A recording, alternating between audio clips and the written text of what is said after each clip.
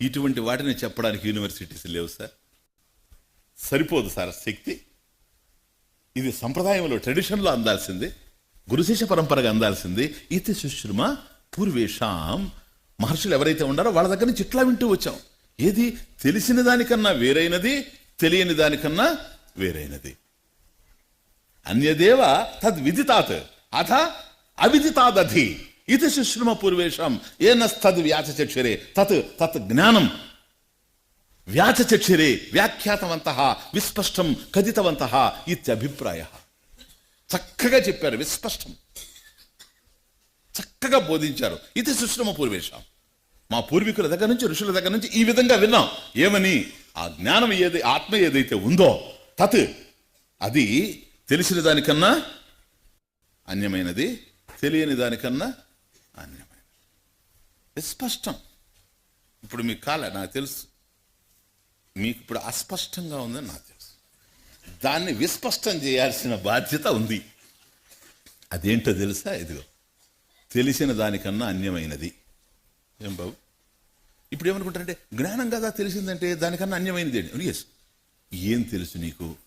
ఇదిగో ఈ ప్రపంచం నీకు తెలుస్తూ ఉంది, శబ్దాలు తెలుస్తూ ఉన్నాయి, రూపాలు తెలుస్తూ ఉన్నాయి, మనసులో నడిచే సంకల్పాలు తెలుస్తూ ఉన్నాయి. అవన్నీ ఉండడానికి ఆధారమైంది చైతన్యం. ఇది ఉంటే అవన్నీ ఉన్నాయి. కాబట్టి వాటిని ప్రకాశింపజేస్తూ ఉంది. ఎందుకని? అవి ఉన్నవి గనక. రేపు అవి లేకుండా పోతే ఇది ప్రకాశాన్ని పోగొట్టుకుంటుందా? కాబట్టి తెలిసిన వాటికన్నా అన్యమైంది. ఎందుకని? నీకన్నా అవి దూరంగా ఉన్నాయి గనక.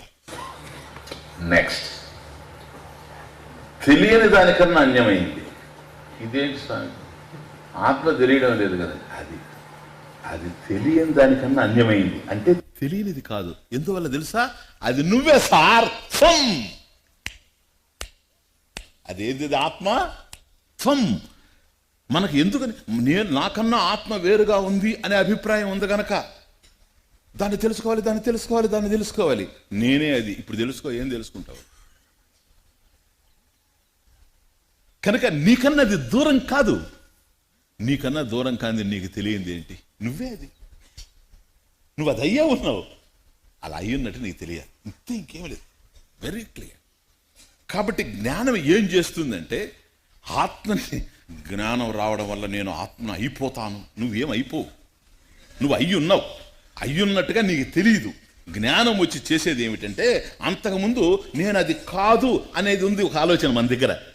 ఇది వృత్తి, ఇది మనసులో ఉండే వృత్తి, సంకల్పం.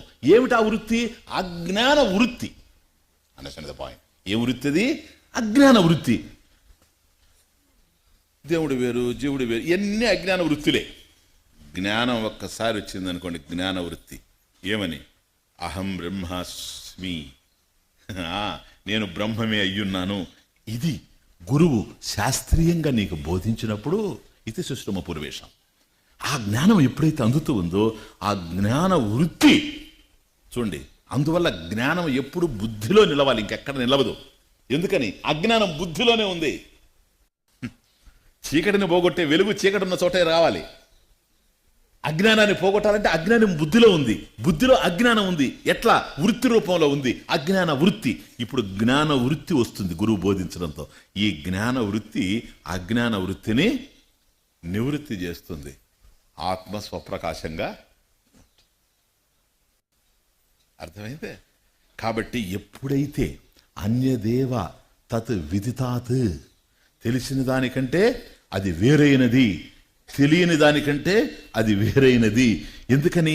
తెలిసింది ఏదైతే ఈ ప్రపంచం ఉందో ఇది మారుతూ ఉంది, అది మారంది, దానికన్నా అన్యమైంది. ఇది నీ స్వరూపము.